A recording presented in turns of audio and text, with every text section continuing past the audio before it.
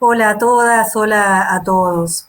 La pandemia del COVID-19 que impactó en Argentina a partir de marzo del 2020 y continúa, con su correlato de suspensión de clases presenciales, dependencia de la conectividad y de los dispositivos y regreso parcial a las escuelas bajo formas combinadas, dislocó las condiciones usuales de la escolarización y puso en problemas al saber profesional docente, en particular al saber didáctico.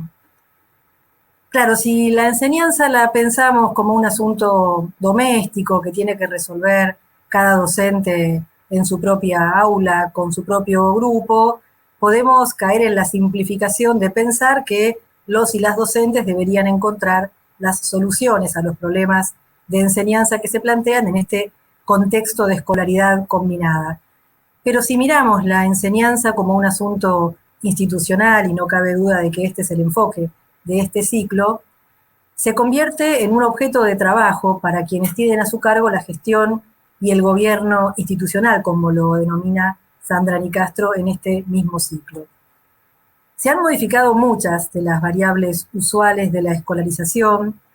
Tienen ustedes, a propósito de este tema, un texto donde yo analizo las alteraciones en los supuestos pedagógicos de la escolarización que produjo la pandemia, cómo a partir de la alteración de la presencialidad, que es lo más evidente que ocurrió desde el comienzo, han quedado impactados la simultaneidad, la gradualidad del cronosistema, la descontextualización. Apoyándome en el análisis de la alteración de estos supuestos, voy a compartir con ustedes otro análisis, este sobre lo que sucede con el currículum. Y espero que este análisis de lo que sucede con el currículum les dé algunos elementos para pensar sus tareas en relación con el gobierno y con la supervisión de las instituciones escolares. Tienen ustedes en pantalla el plan de exposición que voy a seguir en esta oportunidad. Voy a comenzar con un recordatorio veloz de lo que aporta la perspectiva de las trayectorias escolares para pensar los asuntos educativos. Voy a detenerme luego sobre una reflexión acerca del campo del currículum que permita comprender algunas de las dificultades que tenemos en la actualidad.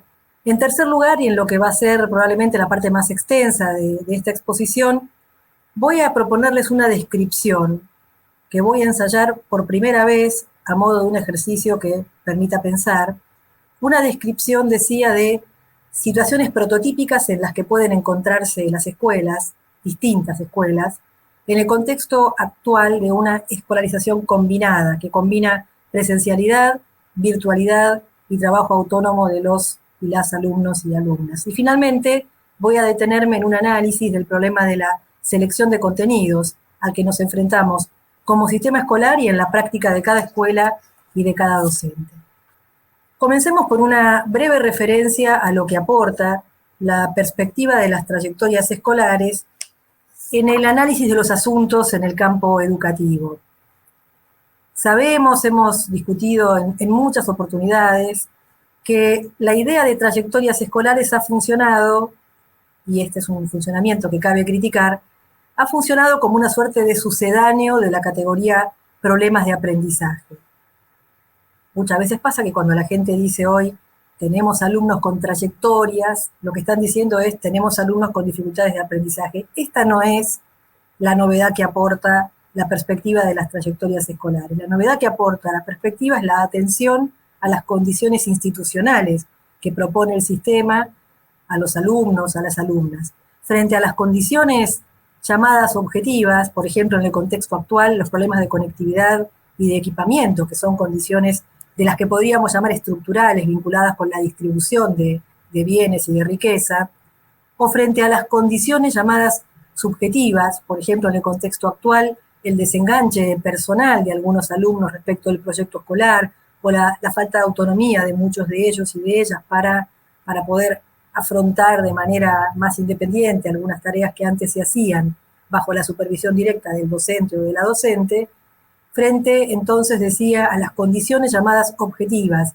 y a las condiciones llamadas subjetivas, lo que aporta la perspectiva de las trayectorias escolares es la consideración de cómo inciden las condiciones institucionales en la producción de los recorridos de los sujetos por el sistema escolar. Retengan esta idea, porque cuando ensaye la descripción de las situaciones prototípicas en que pueden encontrarse las escuelas, voy a retomar 3 condiciones: las formas de agrupamiento de los alumnos, el régimen de concurrencia a las escuelas y los criterios para organizar y distribuir los contenidos entre la presencialidad y la no presencialidad. Entrando ya a las cuestiones que tienen que ver con lo específicamente curricular, a las reflexiones sobre el currículum, es interesante recordar que en el origen del campo de currículum como disciplina parecen haber coexistido 2 vertientes irreconciliables, dice Díaz Barriga, un pedagogo mexicano experto en este campo. Leo a Díaz Barriga respecto del surgimiento del campo del currículum en la década del 20 del siglo XX. Esto quiere decir hace ya un siglo. Dice Díaz Barriga: el ámbito curricular surgió con 2 tendencias que a finales del siglo XX mostraron sorprendentes desarrollos. Una vinculada a los procesos educativos, las experiencias escolares y el desarrollo de cada estudiante. Así, el filósofo y educador del denominado movimiento progresista de la educación, John Dewey, elabora The Child and the Curriculum en 1902, donde propone una perspectiva centrada en el alumno y realiza importantes desarrollos sobre el papel de la experiencia en el aprendizaje. Por otra parte, una visión más cercana a las instituciones, es decir, a la necesidad de establecer con claridad una secuencia de contenidos que fundamentan la elección de los temas de enseñanza. La propuesta es formulada por un ingeniero, profesor de administración, Franklin Bobbitt, que presenta en 1918 su primer libro, denominado The Curriculum, y años más tarde, How to Make the Curriculum. En la primera perspectiva, la de Dewey, la de la experiencia, hablar de currículum es hablar de la experiencia de los sujetos, devenidos alumnos, en escuelas concretas. En la segunda perspectiva, hablar de currículum es ponerse en la lógica de sistema escolar, no de cómo arma la planificación un docente determinado, sino cómo se organiza la propuesta de la escuela, de los ciclos, de los niveles educativos, de las modalidades de la educación. La situación en la que nos encontramos en la actualidad a mí me sugiere que tenemos que tomar elementos de las 2 vertientes. ¿Por qué? Porque hoy coexisten 2 preocupaciones relacionadas. La cuestión sistémica del avance en la escolaridad, que ha dado lugar a definiciones de política educativa, como por ejemplo la unidad pedagógica o las acreditaciones diferidas. Esas son de la lógica del sistema. Pero también la cuestión de qué pueden aprender tales sujetos en las condiciones que propone esta escuela, con estos docentes, con estas docentes. Podría haber una ingeniería gubernamental sobre la selección y priorización de contenidos, y no obstante, sería necesario reevaluarla en el contexto situado en que se encuentra cada escuela y en las formas que van tomando las trayectorias escolares de los distintos sujetos. En ese sentido, el campo del currículum tiene aportes para hacernos en cualquiera de sus 2 vertientes, y me parece que recordar este origen del campo un siglo después permite volver a situar de qué tratamos quienes nos ocupamos de la cuestión del currículum. El problema más manifiesto que se nos presenta en el aspecto curricular en relación con las trayectorias escolares en este contexto es que tanto el currículum como las trayectorias suponen secuencia, y la secuencia, cualquiera sea la secuencia, está alterada por discontinuidad en las condiciones que nos impone la pandemia. Se han generado discontinuidades en los itinerarios formativos. El aprendizaje escolar, lo hemos dicho muchas veces, requiere continuidad. Requiere enlazar, coordinar, integrar lo que se enseña en clases que empiezan y que terminan, en materias que no siempre se conectan, en secuencias de enseñanza que se presentan muchas veces como series de actividades. Esto inclusive cuando estábamos en la presencialidad habitual. Ahora bien, en estas condiciones sabemos que los estudiantes, las estudiantes, han experimentado fuertes discontinuidades en sus recorridos de aprendizaje. Y esto vale para cualquier nivel del sistema escolar. Claro, hay una forma muy visible de exclusión que se produce cuando uno considera lo que se necesita para poder aprender y lo que en efecto pudo aprenderse vista la experiencia escolar anterior. Lo que se necesita para poder aprender puede no coincidir con lo que pudo aprenderse. Cuando ciertos contenidos que se requieren para seguir aprendiendo no han sido aprendidos y nosotros, sin embargo, damos por supuesto que lo fueron sin corroborarlo, el proyecto de enseñanza puede plantearse desde un punto de partida muy distante con respecto al punto en el que se encuentran los sujetos y de este modo se generan condiciones de discontinuidad en los itinerarios formativos que son proclives a la exclusión educativa. Frente a esta situación, sostenemos la importancia de plantear un proyecto de acompañamiento de las trayectorias escolares que considere el real y diferente punto en que se encuentra cada estudiante. Un proyecto que, frente al problema de la discontinuidad, plantee el interrogante de cómo instalar a los alumnos, a las alumnas, en la duración, cómo proteger la experiencia de aprendizaje contra la fragmentación. En este terreno parece especialmente relevante la diferencia que se plantea en el diseño de la enseñanza entre dos grandes tipos de propuestas, aquellas en las que el aprendizaje se propone y eventualmente se produce como un continuo integrado al flujo de un proyecto de enseñanza, y aquellas propuestas en las que la unidad de aprendizaje es la tarea y en la que muy frecuentemente se produce una situación en la que cada tarea encierra un aprendizaje atomizado y discontinuo respecto de los otros.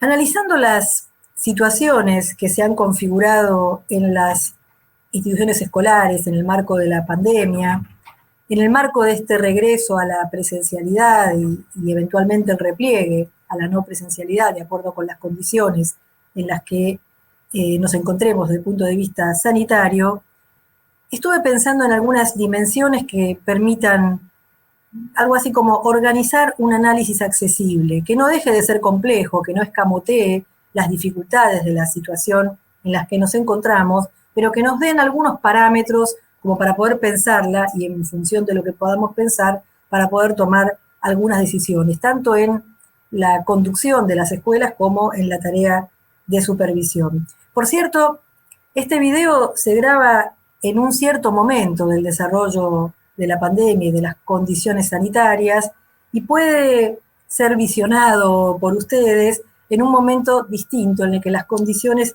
hayan cambiado. Y esto no hace más que recordarnos que este año va a desarrollarse así. El ciclo lectivo 2021 va a combinar condiciones sanitarias muy diferentes y por lo tanto decisiones sobre la concurrencia a las escuelas y la vuelta a la virtualidad muy diferentes.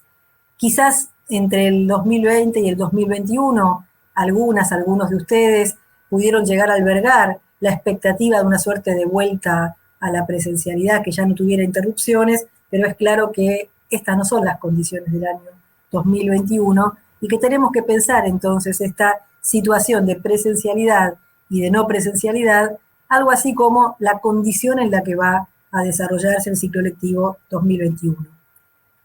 Decía que voy a proponer un ejercicio de análisis, les voy a pedir la paciencia y la comprensión frente a un ejercicio que hago por primera vez. Lo pensé para ustedes, lo pensé para esta formación, con la expectativa de que pueda servirles y si resulta que finalmente no es muy útil, que por lo menos haya abierto algunas preguntas o algunas reflexiones. Voy a tratar de describir algunas situaciones prototípicas en que pueden encontrarse las escuelas en el contexto actual de una escolarización que combina presencialidad, virtualidad y trabajo autónomo de los alumnos, de las alumnas. Para este ejercicio voy a centrarme en tres condiciones, que no son las únicas, sino las que yo priorizo para este análisis. Las tres condiciones son las formas de agrupamiento de los alumnos, el régimen de concurrencia a la escuela y los criterios para organizar los contenidos entre la presencialidad y la no presencialidad. Cada una de estas tres condiciones, si ustedes quieren, cada una de estas tres variables, tiene a su vez diferentes posibilidades. Y yo para cada una de ellas consideré un número acotado de posibilidades. Tomemos, por ejemplo, la condición del agrupamiento. Podría suceder que en las escuelas que ustedes dirigen o a las que ustedes supervisan, los estudiantes estén organizados según las secciones escolares habituales. Esto sucede, por ejemplo, en escuelas rurales pequeñas, de matrícula pequeña, donde quizás no ha sido necesario reorganizar o dividir las secciones escolares. Podría suceder también que las secciones hayan tenido que ser divididas en grupos más pequeños, en función de los aforos de las escuelas y de la organización del espacio, de forma tal de dar cumplimiento a los cuidados sanitarios. Y también podría suceder que se hayan organizado agrupamientos con alumnos o con estudiantes de distintas secciones escolares. Esto es, para una variable, el agrupamiento, ya tenemos 3 valores de la variable: las secciones de siempre, divisiones internas de las secciones de siempre, o nuevos agrupamientos con alumnos de diferentes secciones. Tomemos la segunda condición, la segunda variable, que es el régimen de concurrencia a las escuelas. Yo acá imaginé 4 valores.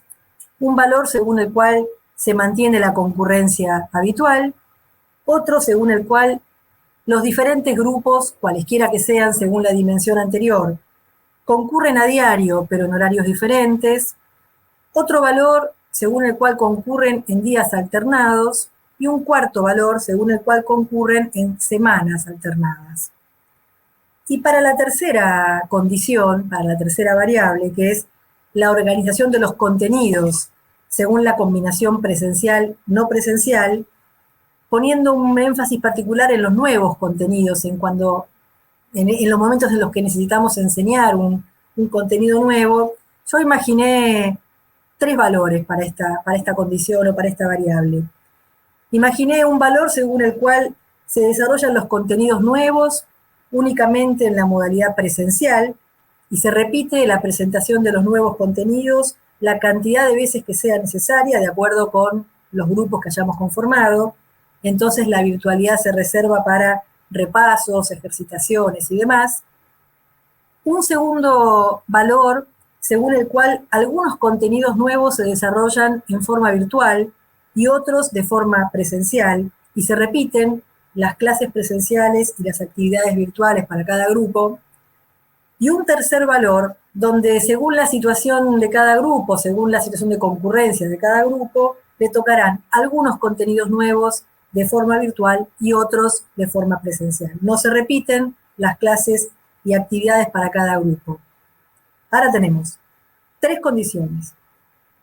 Para la primera condición, 3 valores. Para la segunda, 4. Para la tercera, 3.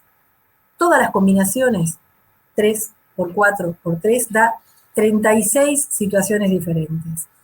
Imagino a aquellas de ustedes que tienen la responsabilidad de supervisar las escuelas, considerando además que yo simplifiqué y tomé únicamente 3 condiciones, podría haber algo así como 36 combinaciones diferentes en el conjunto de escuelas que ustedes tienen para supervisar. Bueno, para tranquilidad de todos y de todas, la realidad es que no hay tantas combinaciones reales, o mejor dicho, que hay combinaciones que no constituyen el problema que nos ocupa hoy.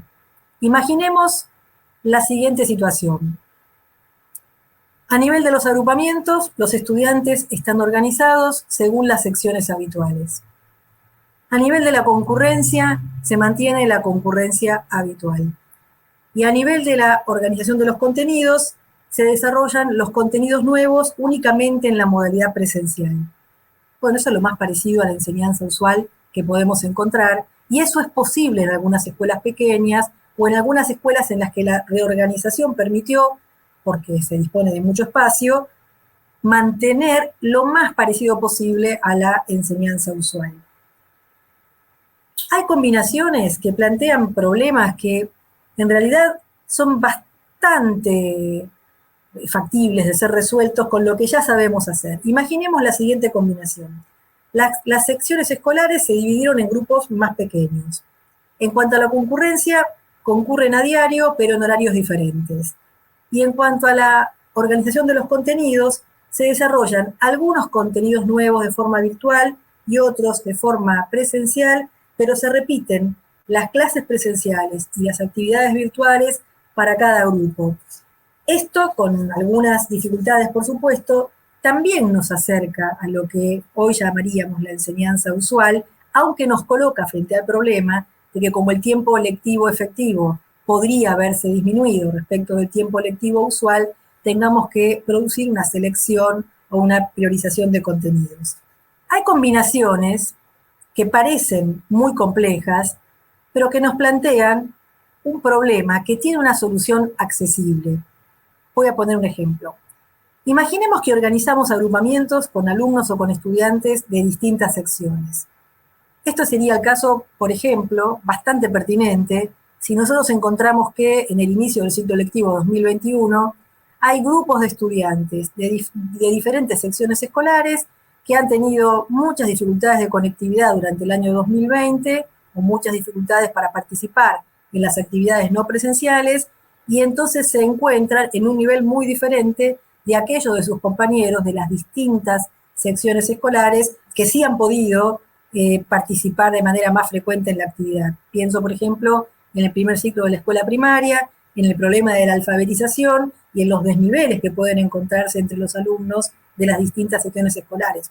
Sería bastante pertinente reagruparlos de forma tal de poder desarrollar un trabajo específico de acuerdo con el punto de la alfabetización en que se encuentra cada uno de los subgrupos. Supongamos que los reorganizamos así y que desde el punto de vista de la dimensión concurrencia, concurren en días alternados. Bueno, acá el problema se produce si nosotros combinamos esto con formas de organización de la actividad o de los contenidos según la combinación presencial, no presencial, que no sean adecuadas para esta situación. Ahora pensemos una que sería bastante adecuada, que es desarrollar algunos contenidos nuevos de forma virtual y otros contenidos de forma presencial, pero manteniendo lo que hacemos de manera presencial y de manera no presencial con cada uno de los grupos. Eso es lo que en pedagogía llamamos un agrupamiento flexible. Un agrupamiento flexible es una reorganización de la población escolar que nos permite armar un grupo transitoriamente definido por alguna característica relativamente homogénea. Por ejemplo, han tenido menos posibilidades de participar en las actividades escolares y entonces se encuentran en un punto menos avanzado de su alfabetización. En función de esa característica transitoriamente homogénea, nosotros podemos trabajar con ese grupo una cierta selección de contenidos, una cierta propuesta de actividades, y cuando esa característica transitoria, en virtud de la enseñanza, ha podido ser resuelta y transformada en otra cosa, hacemos otros reagrupamientos que respondan a otros criterios. La idea de los agrupamientos flexibles, que es una idea aparentemente muy compleja, tiene sin embargo una enorme ventaja, que es que nos permite desplegar, mientras estamos trabajando con cada uno de los agrupamientos, lo que mejor sabemos hacer, que es la enseñanza simultánea. Piénsenlo así.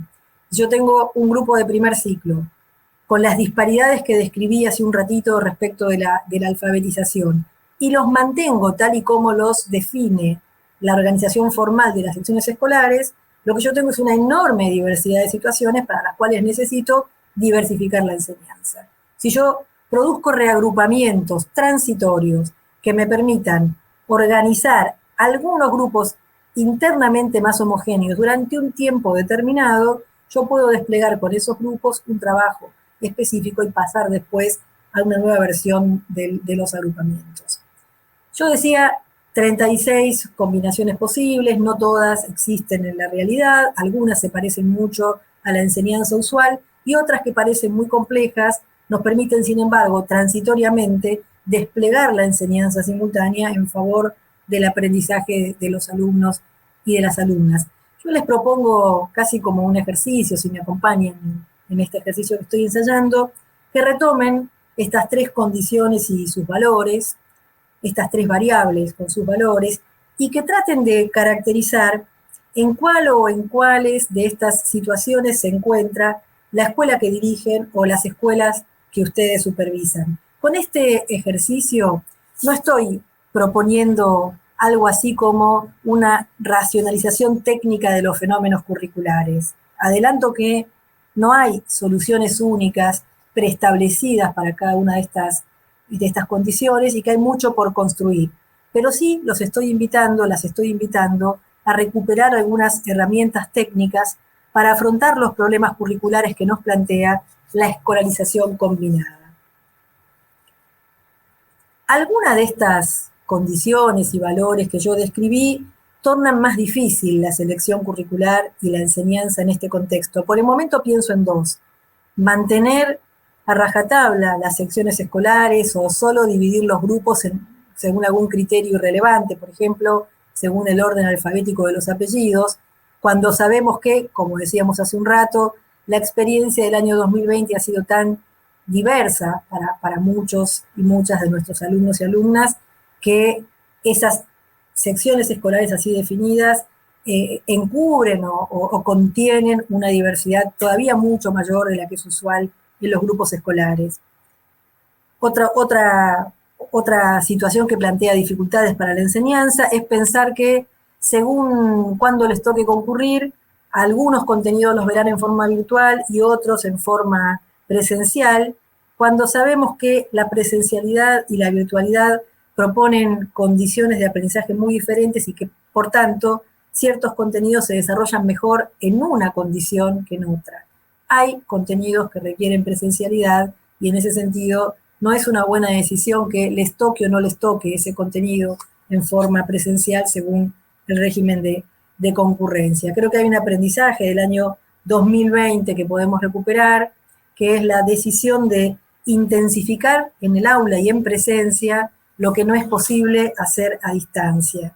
De alguna manera, esta decisión de intensificar en presencia lo que no es posible hacer a distancia, que es variable en cada campo del currículum, requiere algún tipo de reflexión específica que podemos impulsar en las escuelas.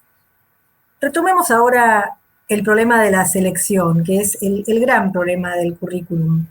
En las formulaciones más simplificadas de la cuestión curricular, decimos, bueno, el currículum debería ser una expresión de la cultura para poder ser transmitida en las escuelas, pero en realidad el currículum nunca puede ser una expresión de toda la cultura, siempre encuadra, siempre es el resultado de una suerte de selección, y a esa selección que el currículum como documento, como texto oficial expresa, se le agrega que lo efectivamente enseñado constituye a su vez una reselección sobre aquello que el currículum ya seleccionó. Por eso muchas veces tenemos la impresión de una suerte de reducción constante. Esta impresión de reducción constante se ha acentuado en estos tiempos. No hay dudas de que hemos tenido que seleccionar y la pregunta por lo que queda fuera y por las consecuencias de lo que queda fuera es una constante en la reflexión de las escuelas. En nuestro país, desde hace muchos años que el trabajo curricular, la política curricular, ha puesto el énfasis en la lógica de la priorización. Y a fuerza de tratar de comunicarnos una lógica de priorización, se han ido generando a lo largo de las décadas y de las diferentes oleadas de política educativa algunos términos que fueron en su momento novedosos, que en su momento histórico fueron novedosos y que a fuerza de su uso constante pueden perder un poquito de esa novedad. Piensen, por ejemplo, en los contenidos básicos comunes, los famosos CBC. La idea de básicos y comunes apuntaba a una cierta priorización. Piensen luego en los núcleos de aprendizaje prioritarios. En su propio nombre contienen la idea de una priorización sobre la base de lo que ya habían sido los contenidos básicos comunes. Piensen, por ejemplo, en la priorización que propone la resolución número 367 del año pasado del Consejo Federal de Educación. Hay que decir que a pesar de estos esfuerzos por comunicar una lógica de priorización, le ha sido difícil a la propia política curricular priorizar. Y entonces la mayor parte de estas herramientas requieren una reselección por parte de quienes tenemos que utilizarlas. Digo esto para llevar cierto alivio frente a la sensación de que todo lo que tendríamos que enseñar no va a poder ser enseñado en este contexto. En realidad, todo lo que tendríamos que enseñar, de acuerdo con las formulaciones curriculares como se realizan en Argentina, no podría ser enseñado en ningún contexto. Siempre hay que hacer una selección, siempre hay que hacer una priorización, y entonces lo que cabe empezar a discutir es con qué criterios, con qué principios que organizan un proyecto educativo podemos operar un proceso de priorización en las escuelas, ya sea las que dirigen o las que supervisan. Y hay muchos criterios. Podría ser lo que se necesita para seguir aprendiendo, podría ser lo que no puede dejar de saberse porque constituye cultura común, podría ser lo que viabiliza una experiencia valiosa, intensa, aunque otros contenidos podrían viabilizar otras, bueno, quedarán afuera.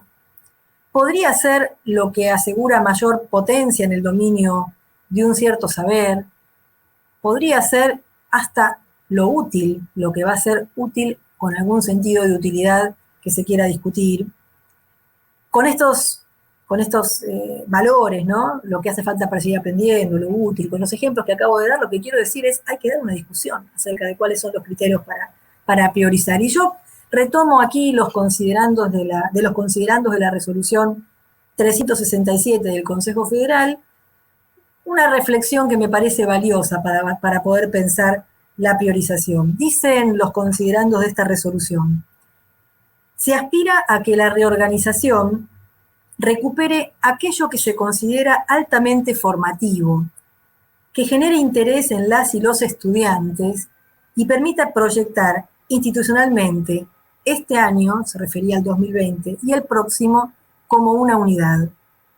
Dice después, el proceso de reorganización curricular no se basa en la acción de enumeración de temas o contenidos a modo de listado, ni en el planteo de recortes que descuiden los puntos de apoyo que los aprendizajes requieren para avanzar hacia aproximaciones sucesivas sobre los objetos de estudio. Ni se trata de postular fugas hacia adelante que puedan dar lugar a vacancias o lagunas de conocimientos sustanciales, comprometiendo los procesos de comprensión. En estas reflexiones que nos dejan los considerandos de la resolución encontramos, me parece, algunas pistas para pensar, para discutir en este taller los criterios de priorización. 3 consideraciones finales y con esto cierro la exposición. 3 consideraciones finales que retoman las variables que utilicé para el ejercicio de análisis de las situaciones en que pueden encontrarse las escuelas. Sobre los agrupamientos, mantener los criterios administrativos o los criterios de la sección escolar nos coloca frente al problema de la disparidad de situaciones en que pueden encontrarse los y las estudiantes.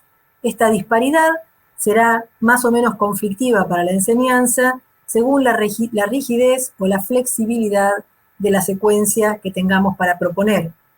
Una secuencia progresiva, uniforme, hace más difícil albergar las diferencias tanto en los puntos de partida como en los ritmos de aprendizaje que van llevando los y las alumnos y alumnas. En cambio, una secuencia con retroacciones, con áreas de ampliación que desestresen el ritmo, parece más adecuada a la disparidad de puntos de partida y a la disparidad de puntos de aprendizaje. Dicho sea de paso, esto vale también para la presencialidad plena.